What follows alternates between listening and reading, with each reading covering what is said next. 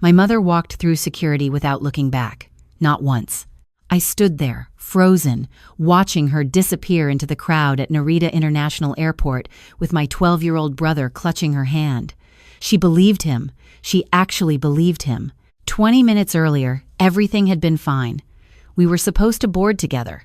I had my violin case, my backpack with my passport and boarding pass, ready to start my new life in Tokyo on a full scholarship to study at one of the most prestigious music academies in the world. 16 years old, and I'd finally done something that would make my family proud. Then Ryan started crying. "She hit me, Mom! She always hits me when you're not looking." I remember the shock that went through my body. "What? Ryan, that's not... You think I don't notice?" His voice got louder, more theatrical. Other travelers were starting to stare. "Just because you're talented doesn't mean you can hurt me." My mother's face changed. That look I'd seen 1,000 times before, the one that said I was the older sister, the responsible one, the one who should know better. "Sophia, how could you?" "Mom, I didn't touch him. He's lying. He's 12 years old. Why would he lie about something like this?" She grabbed my backpack from my shoulder before I could react. "I am not raising a violent child. You stay here. I need time to think about whether you even deserve this opportunity." "Mom, please, my heart was hammering. My passport is in that bag, my boarding pass. Mom!" She was already walking away, pulling Ryan with her. My little brother looked back at me once, and I saw it. Just for a second. The corner of his mouth twitched up in a smile before he pressed his face into Mom's side, fake sobbing. He'd planned this. I ran after them, but security stopped me. "Miss, you can't go through without a boarding pass." By the time I tried to explain, they were gone. The flight to San Francisco was boarding. My flight to San Francisco, except I had no way to get on it. I stood in that airport for 45 minutes, completely paralyzed. People flowed around me like water around a stone. I had $15 in my pocket. That was it. No phone, it was in my backpack. No passport. No way to prove who I was or why I was there. A teenage girl, alone, in one of the busiest airports in the world, and I'd never felt more invisible in my life. You know what the worst part was? This wasn't even new. I'd been invisible for years. When I was 7, I played violin at a school concert. I was first chair, youngest kid in the orchestra. Mom didn't come because Ryan had a soccer game. When I was 10, I won a regional competition. She said she was proud, but we couldn't celebrate because Ryan had gotten a bad grade and needed tutoring. When I was 14, I got accepted to a summer program at Juilliard. We couldn't afford it because Ryan needed braces. It was always Ryan. Ryan's needs, Ryan's feelings, Ryan's future. And I understood, in a way. He was younger. He was the baby. Mom was a single parent doing her best. I told myself I was being selfish for wanting more attention. I practiced my violin for hours every day in my room, and I told myself that was enough, that someday my music would speak for itself. Then I got the scholarship to Tokyo, full ride, room and board included. It was my escape, my chance to finally be seen.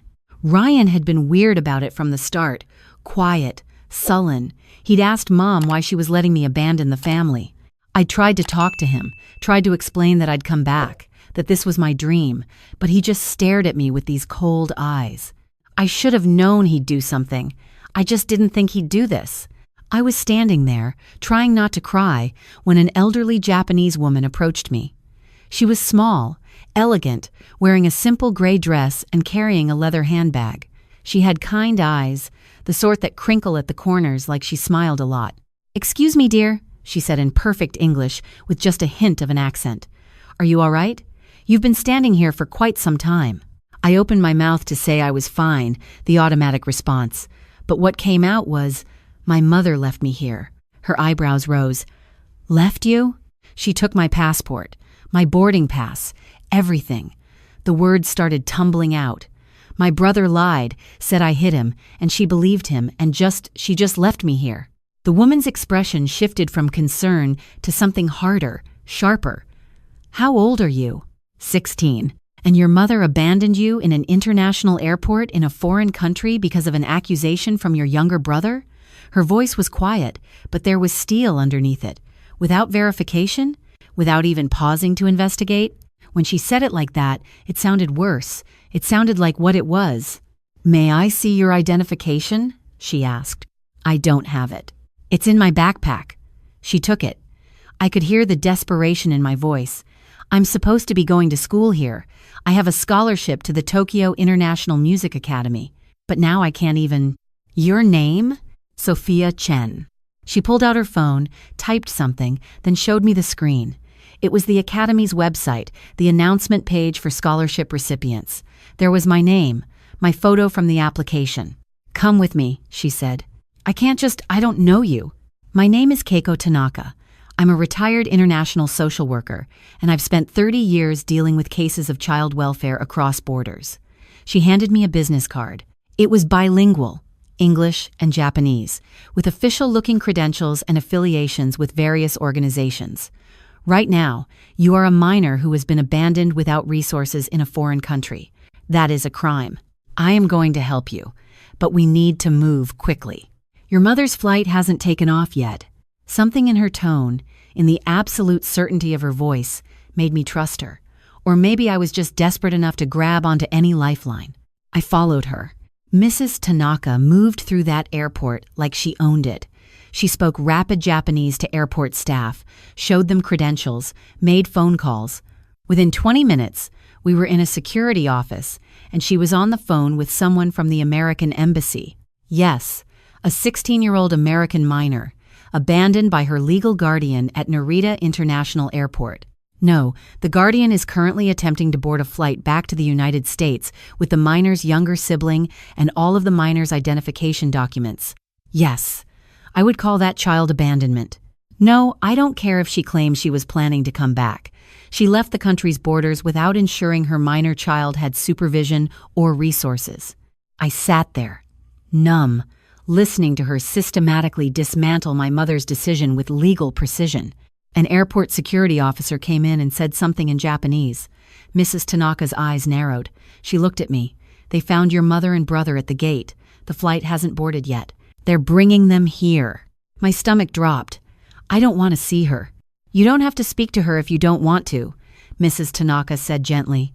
"But there are questions that need to be answered, and your passport needs to be returned to you." 20 minutes later, my mother walked into that office, Ryan trailing behind her. She looked confused, then annoyed when she saw me. "Sophia, what is this? Why are security—" "Mrs. Chen." Mrs. Tanaka interrupted, her voice cool and professional. "I'm Keiko Tanaka, a licensed international social worker. I'm here because your daughter was found abandoned in this airport without identification, resources, or supervision. Can you explain why you left your 16-year-old minor child alone in a foreign country?" My mother's face flushed. "She wasn't abandoned. I was coming back for her after—" "After what? After you boarded an international flight? After you left Japanese airspace?" Mrs. Tanaka's voice never rose, but it cut like a blade. "You removed her identification documents and left her in a public space without means to contact you or verify her identity. In what world is that not abandonment? She hit her brother.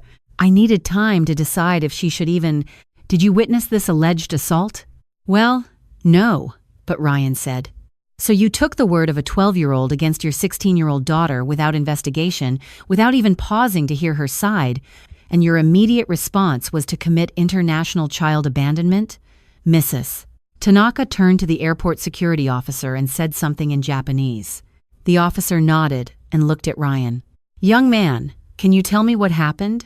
Ryan, who had been quiet this whole time, suddenly looked nervous. She hit me." "Where?" the officer asked. "My arm." "Show me." Ryan hesitated, then pushed up his sleeve. His arm was unmarked. No bruise, no redness, nothing. "How long ago did this alleged hitting occur?" Mrs. Tanaka asked. Like an hour ago? So approximately 60 minutes ago, your sister allegedly struck you with enough force to warrant this extreme reaction from your mother, but there are no visible marks?" Ryan looked at my mother, then back at the officer. "She didn't hit me that hard. Did she hit you at all?" The silence stretched out. I watched my little brother, this kid I'd grown up with, shared a home with, and I saw the exact moment he realized he'd been caught. "No," he whispered. My mother made a sound like she'd been punched. What? I made it up. Ryan's voice was so quiet. I didn't want her to go to Tokyo. I didn't want her to leave. I expected to feel vindicated, triumphant, something. Instead, I just felt tired. So tired. My mother was staring at Ryan like she'd never seen him before. You lied? You made me leave your sister in an airport in a foreign country because of a lie? You were going to let her go, Ryan's voice cracked. She was going to leave for years, and you were just okay with it. What about me? What about our family? She was going to school, Ryan, on a scholarship. Mom's voice was rising. How could you— Mrs. Chen, Mrs. Tanaka interrupted. I think we have bigger issues to address right now. Regardless of your son's motivations, you still made the choice to abandon your daughter based on an unverified accusation. That's not his fault. That's yours. My mother turned to me, and for the first time I could remember, she looked actually afraid. Sophia, I'm so sorry. I didn't mean— You didn't mean what? I heard my own voice and it sounded strange, distant. You didn't mean to believe him immediately? You didn't mean to take my passport and leave me here? You didn't mean to not even look back? I was going to come back for you. I just needed time to— To what? Punish me for something I didn't do? Mom, you didn't even ask me. You didn't even pause. He said, I hit him, and you just believed him. He's 12 years old. And I'm your daughter. The words ripped out of me. I've been your daughter for 16 years, and you've never once chosen me. Not once. It's always been Ryan. Ryan's soccer. Ryan's grades. Ryan's needs. I won the regional violin competition when I was 10, and you didn't even come to the ceremony because Ryan had a play date. I got accepted to Juilliard's summer program, and we couldn't go because Ryan needed braces. I practiced 4 hours every day in my room, and you never once asked if I was okay, if I needed anything, because Ryan always needed something more. My mother's face was white. Sophia, I was never going to be enough, was I? No matter what I did, no matter how talented I was or how hard I worked, I was always going to be the responsible one, the one who should know better. The one who could be left behind because I could handle it. Tears were streaming down my face now, and I didn't care. Well, I can't handle it anymore. I'm done. The room was silent, except for my ragged breathing. Mrs. Tanaka spoke quietly to the security officer in Japanese. He nodded and left the room. She turned to my mother. Mrs. Chen, you have a choice to make. The American Embassy has been notified of this situation. There will be an investigation into child welfare and neglect. You can return to the United States and cooperate with that investigation, or you can be detained here in Japan for child abandonment, which is a criminal offense. Either way, Sophia will not be returning with you. What? My mother looked panicked. She has to come home. She's my daughter. She's a minor you abandoned in a foreign country. She's also a scholarship student with a legal guardian arrangement through the Tokyo International Music Academy. I've already contacted them and explained the situation. They're willing to accelerate her housing placement and provide immediate supervision. I stared at Mrs. Tanaka. You did what? She looked at me with those kind, crinkled eyes. You earned that scholarship, Sophia. You worked for it, and you deserve the chance to use it without this hanging over your head. The Academy has host family programs for international students. I've also volunteered to serve as an interim local guardian until everything is formalized. If you want to stay in Tokyo, you can. I couldn't breathe. I can stay? If you want to. This is your choice, not your mother's, not your brother's, yours. I looked at my mother. She was crying now, mascara running down her face. Sophia, please, come home. We can fix this. I can fix this. How? The question came out flat. How are you going to fix 16 years of making me invisible? How are you going to fix the fact that when your son lied, you believed him without question? How are you going to fix leaving me in an airport in a foreign country? I don't know. Her voice broke. But I want to try. Please let me try.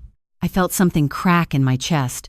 Part of me, the little girl part, wanted to say yes, wanted to forgive her, wanted to believe that this could be fixed. But I was so tired. I'm staying in Tokyo, I said quietly.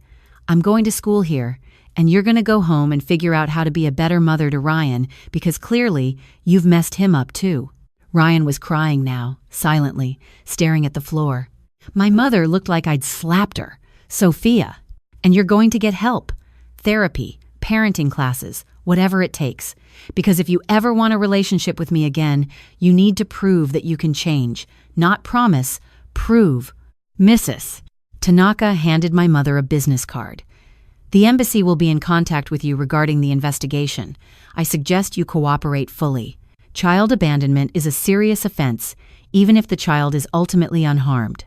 You'll likely be required to attend parenting classes and family therapy as part of the resolution. I'll be filing a report with Child Protective Services in California as well. My mother took the card with shaking hands. She looked at me one more time, opened her mouth, then closed it. There was nothing left to say. An airport official came to escort them to a different area to rebook their flights. As they left, Ryan looked back at me. "I'm sorry, Sophia. I really am sorry." I didn't respond. I couldn't. When they were gone, Mrs. Tanaka sat down next to me. That was very brave. "I don't feel brave. I feel like I'm going to throw up." She smiled gently. "That's normal. You just set a boundary with your family for the first time in your life. It's terrifying. What happens now? Now, we get your passport back from your mother that will be handled by security and the embassy. Then we go to the academy, meet with the student services director, and get you settled into your new housing. You have orientation in 3 days. That gives us time to process everything and make sure you have what you need." "Why are you helping me?" I asked. "You don't even know me." "Because I've seen this before. Too many times." Her voice was soft but firm. "I've seen children sacrificed to the altar of their siblings' needs. I've seen parents who love their children but love one more. I've seen talented, brilliant young people lose themselves because no one ever told them they mattered, and I'm tired of watching it happen." She stood up and held out her hand. "You matter, Sophia Chen. Your dreams matter. Your music matters. And you deserve a chance to find out who you are when you're not living in someone else's shadow." I took her hand. It was warm and steady. "Okay," I whispered. "Okay." The next 3 days were a blur. The embassy processed everything quickly, apparently. Child abandonment cases get priority attention. My mother was required to return to the U.S. immediately and enter into a formal agreement with CPS that included mandatory parenting classes, family therapy, and regular check-ins. She tried calling me dozens of times. I didn't answer. Mrs. Tanaka was true to her word. She took me to the academy, helped me move into a small apartment with a host family, the Satos, a kind couple in their 50s whose own daughter was studying in America. They welcomed me with open arms and way too much food. The academy itself was beautiful. Old building, modern facilities, practice rooms with perfect acoustics. My violin teacher, Yamamoto Sensei, was legendary. Stern but brilliant. In my first lesson, he made me play scales for 30 minutes straight, watching me with laser focus. "You have technique," he said finally, "but you play like you're afraid someone will stop you if you make a mistake. Why?" I didn't know how to answer that. "Here, you make mistakes. Many mistakes. That's how you learn. No one will take your violin away. No one will tell you that you're being selfish for playing. Play like you mean it, Sophia-san. Play like you deserve to be heard." I started crying right there in the practice room. He handed me a tissue and waited patiently until I could breathe again. "Good," he said. "Cry now, then play. Then cry again if you need to, but always play." The first few weeks were hard. I was in a new country, learning a new language, navigating a new school system. Everything was different, but it was also exhilarating. For the first time in my life, I wasn't responsible for anyone else's feelings. I didn't have to make myself smaller to make room for someone else. I could just be. I practiced for hours every day, not because I had to hide in my room, but because I wanted to. Because the music meant something now. It wasn't my escape anymore. It was my voice. Mrs. Tanaka checked in on me once a week. We'd have tea at a cafe near the academy, and she'd ask me how I was doing. Really doing. Not the polite version, the truth. "I'm angry," I admitted one day, about a month in. "I'm so angry at my mom. At Ryan. At myself for taking so long to stand up for myself." "Anger is healthy," she said. It means you recognize that what happened to you was wrong. Don't suppress it, but don't let it consume you either. Use it as fuel. Fuel for what? For becoming the person you want to be.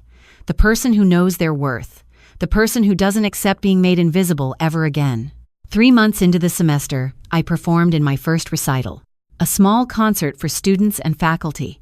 I played a piece by Bach, the Chaconne, one of the most technically difficult violin solos ever written. 15 minutes of pure, unrelenting music. I was terrified, but when I walked onto that stage, violin in hand, I thought about everything that had brought me there. The hours of practice in my room, playing quietly so I wouldn't disturb anyone. The competitions I'd won that no one celebrated. The scholarship I'd earned through pure determination. The airport, Mrs. Tanaka, my mother's face when I told her I was staying. I lifted my violin and played. I played like I meant it, like I deserved to be heard, like I was finally visible. When I finished, there was a moment of complete silence. Then the room erupted in applause. Yamamoto-sensei was standing, nodding slowly, a rare smile on his face. After the recital, Mrs. Tanaka found me backstage. "Your mother called me," she said quietly. My stomach clenched. What did she want? To know how you were doing. She's been in therapy, she and Ryan both. She wanted me to tell you that she's proud of you. Mrs. Tanaka paused. She also wanted to know if you'd be willing to talk to her. "Not now," she said. "When you're ready. If you're ever ready." I didn't know what to feel about that. Is she different? I don't know. I hope so. But that's not your responsibility to find out, Sophia. You don't owe her forgiveness. You don't owe her a relationship. You only owe yourself the space to heal and grow. I don't know if I can forgive her. Then don't. Not yet. Maybe not ever. That's okay too. I nodded slowly. Can you tell her? Can you tell her I'm doing well? That I'm happy here? Of course. That night, I sat in my room at the Satos's apartment, my violin in my lap, and I thought about everything. About being invisible for 16 years. About my brother's lie and my mother's choice. About Mrs. Tanaka appearing at exactly the right moment. About this new life I was building, note by note, day by day. My phone buzzed. A text from Ryan, the first one in months. "I saw a video of your recital. You were amazing. I'm sorry for everything. I know you probably don't want to hear from me, but I wanted you to know that I'm in therapy now. Mom, too. We're trying to understand what we did. I don't expect you to forgive me. I just wanted you to know I'm trying to be better." I stared at the message for a long time. Then I typed back, "Thank you for telling me. I need time. Maybe a lot of time, but I hope therapy helps you." It wasn't forgiveness. Not yet. Maybe not ever. But it was something. A small crack in the wall I'd built around my heart. That was enough for now. 2 years later, I'm 18. I'm still in Tokyo, now in my 3rd year at the academy. I've won 2 international competitions. I've performed as a soloist with orchestras in 3 countries. I've made friends, real friends, who know me as Sophia the violinist, not Sophia the invisible sister. Mrs. Tanaka is still in my life. We have tea once a week, and she's become something like a grandmother to me. She's helped dozens of other kids since we met, young people who fell through cracks or were left behind. She calls it her retirement hobby. I call it her calling. My mother and I talk now, once a month on video calls. It's awkward and stilted, but it's something. She's different, softer, more aware. She apologizes a lot, maybe too much. She tells me about her therapy sessions, about the things she's learning about favoritism and emotional neglect. She asks about my music, really asks, and listens to the answers. Ryan graduates high school this year. He's going to community college, studying psychology. He wants to be a therapist, he says, because he understands what it's like to hurt someone without meaning to. We text sometimes. It's weird, building a relationship with him as adults when our childhood was so fractured. But he's trying. They're both trying. I don't know if I'll ever fully forgive them. Some days I think I have, and then I'll remember standing in that airport, watching my mother walk away, and the anger comes flooding back. Therapy helps. I see someone once a week, working through everything. It's slow work, healing from a lifetime of being invisible. But I'm not invisible anymore. I'm Sophia Chen, violinist, scholarship student, survivor, international competition winner, found family member of the Satos and Mrs. Tanaka, and maybe, someday, daughter and sister again. But first, I'm just Sophia, and that's enough. That's more than enough. Last week, Yamamoto-sensei told me, "I'm ready to audition for professional orchestras. You've found your voice," he said. "Now let the world hear it." I'm playing a recital next month at a major concert hall in Tokyo. My mother asked if she could come. I said yes. I'm not sure how I feel about that yet, but Mrs. Tanaka says that's okay. You don't have to have all the answers. You just have to keep moving forward, one note at a time. So that's what I'm doing. I'm playing my violin. I'm building my life. I'm learning that being seen doesn't mean being perfect. It means being honest, being present, being willing to take up space. And if 16-year-old me could see me now, standing on a stage in Tokyo, playing for sold-out concert halls, living with people who chose to love me, I think she'd be proud. I think she'd know it was all worth it. Every single painful moment. Because here, in Tokyo, thousands of miles from the airport where I was abandoned, I finally found what I was looking for all along. I found myself, and I'm never going to be invisible again.